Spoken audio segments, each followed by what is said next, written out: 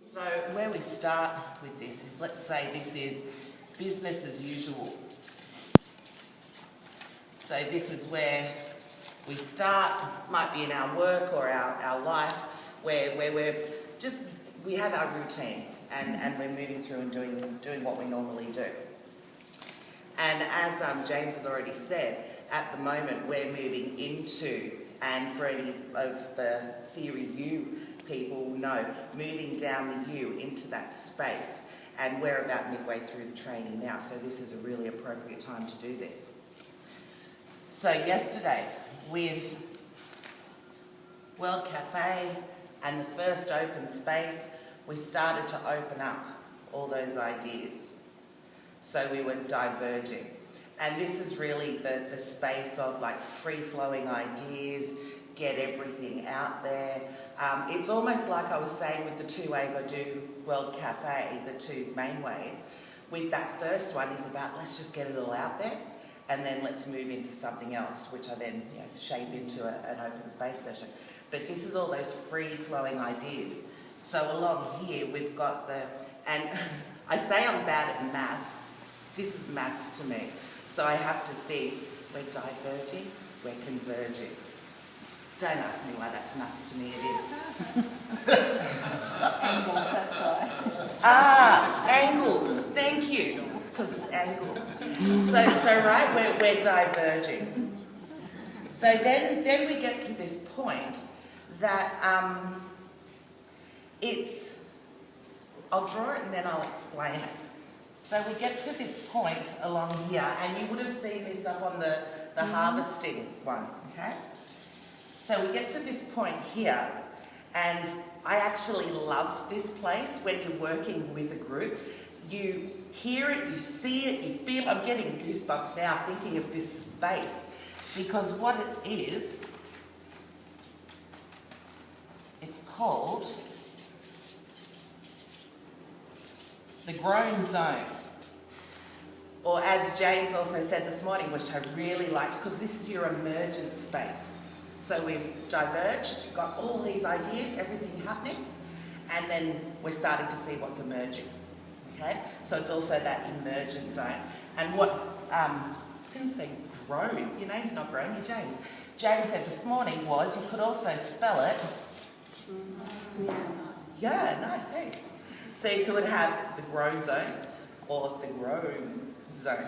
So how I like to explain this is, right, we've diverged, got all these ideas, everyone's absolutely depleted of ideas, or everyone's full of the potential and opportunities, and everyone goes, ugh, I'm over it, or, I've had enough, or head's too full, or we've done so much work. And that's a really important space, because that's where these kind of shining bits can come through. Because as you saw, like with yesterday with World Cafe and Open Space and the fourfold and the chaotic, we're diverging, getting everything out there. So we've got all this stuff, it's there. Now what do we do with it?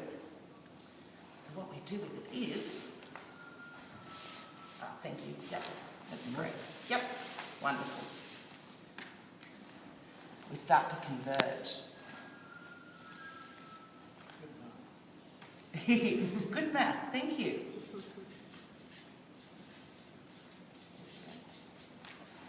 So this is where things start to come back down to, here, place of action. And it doesn't mean there's not actions that are already happening throughout here. There's going to be other little things or connections or networks, but this is where, for myself, with my asset-based community development practice, this is where I saw it with this is where ABCD kicked in for me. Although, having community-based programs that are community development, I've also gone through this pattern with people, even during the community development phase. So we've got business as usual, opening up to everything. Let's see what we can make of that, and then coming back down to action. So one of the examples I'd like to give was when I was working on one of the caravan parks, and it was a group of ladies, and they were talking about their children and difficulties they might have on the park with looking after each other. The amenity blocks are down the other end, and you know, could be winter and 5 o'clock in the morning, and one kid wants to go to the toilet, and you've got to leave the others in the caravan, and you know, all these logistics. And they were on a main road, and you know which park I'm talking about, Chris? She has worked there with me, and so and it's very isolated. It's out in the bush. So these mothers were talking. What can we do about that? And so started to diverge, and I was shaping the conversation, sort of facilitating, because it was a group that we were running, and I was very particularly using appreciative inquiry style questioning, you know, to prompt them into looking further. We will do appreciative inquiry a bit for, later on as well. And so they started to come up with all these ideas of what they could do, you know, of sharing, of texting each other, of having a kitchen blind halfway up meant that I'm up at the amenities with my kids, or, you know, just little signals, little things that they started to do. So they started to get all these great ideas, and they got to the groan zone. They're like, you know, we've got so much that we want to do and we want to accomplish. And from all these conversations and having everything out in the open, one lady said, and you know what? I'm really sick to death of standing in the rain across the road waiting for the school bus. And the other mums went, yeah, me too. So that's what they started to shape in. And so they started to talk about it, and I was using prompting questions. What could you do about that? What might it look like if they weren't standing in the rain? You know, how could it look different? So from those conversations, the mothers started to come up with some ideas about lobbying local council and getting some petitions going and that kind of stuff. So what we started to do was bring all those ideas into Convergent, and what the women realised themselves was, for them, it was actually about child safety.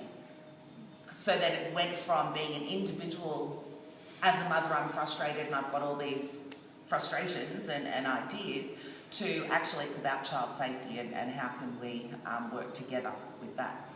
So they didn't have any computers or typewriters or anything, so, and I'm trying to make this really clear that the only thing I did do for them was type up a petition.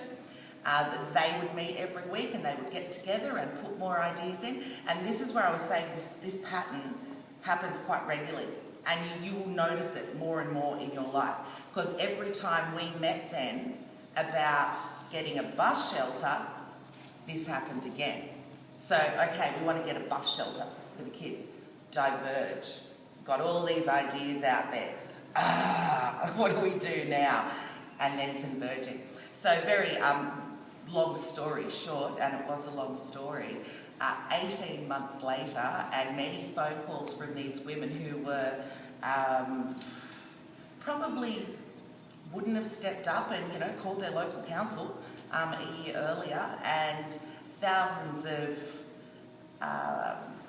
signatures on the petitions that they put out on the main road at the service stations that led to the vineyards, that, you know, they get lots of tourist signatures and stuff as well. 18 months later, we did a grand opening of a bus shelter across the road. So, and it was just fabulous. It was, you could tickles down. It was really wonderful.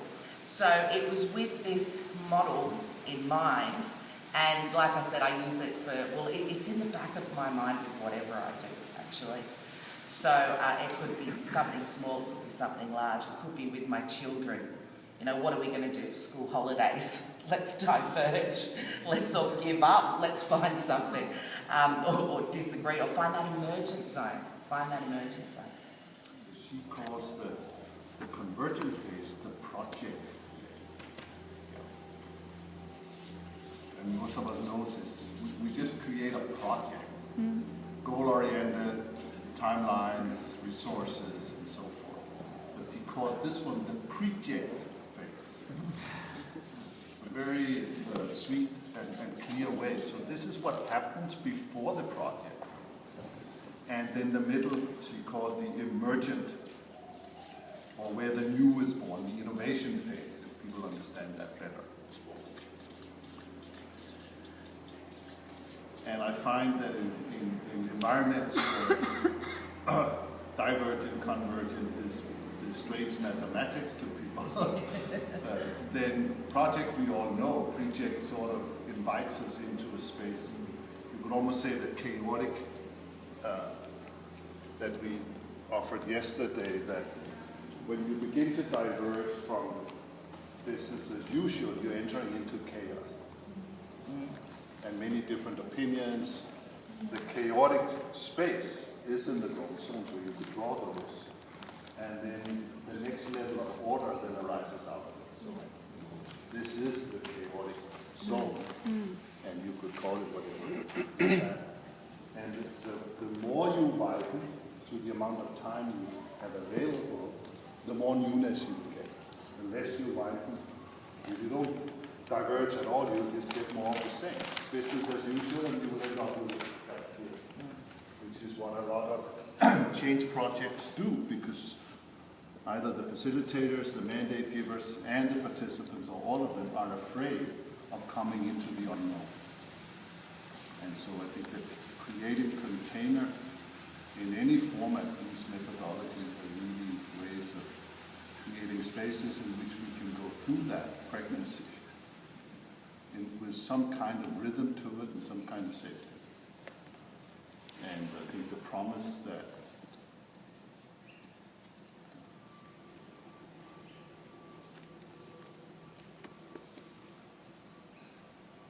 if you get skillful in this journey, like they hire you to do this because you know the journey, you're not afraid of it. And the promise is it may be, the grown zone may be uncomfortable at a moment, because that's where we are.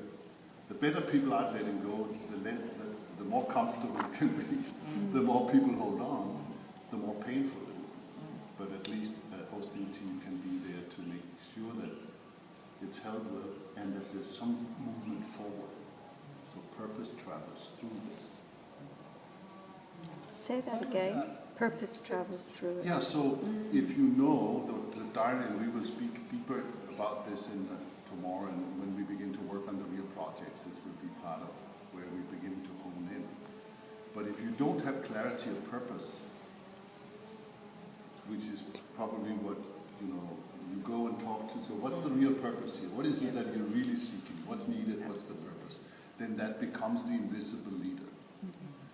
And if you're the only one who knows the purpose, or if people are in disagreement about purpose, you can't really make any shifts happen, because people are going in different directions.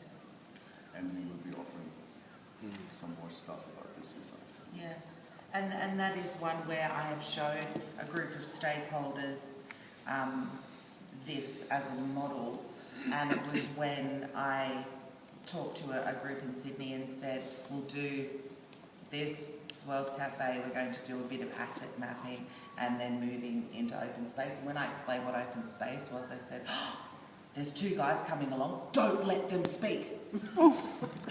And I said, well, actually, let them speak, trust the process. And they were like, no. All they do is they carry on, they've got this bee in their bonnet and they won't let go of it. And I said, trust the process. And so I showed them this. And it gave them just a bit more of an understanding of what we were going to be doing. And like I was saying yesterday, I'm going to talk about a project later today, I'll do this like I did with Bron in planning, or with a group of facilitators who say that they want a training. It might be 12 stakeholders. And then I would do this again when we've got our format and we've got 200 community members coming along, and so it can continue to move. And David, I'm sorry, you were going to say something before. Well, I just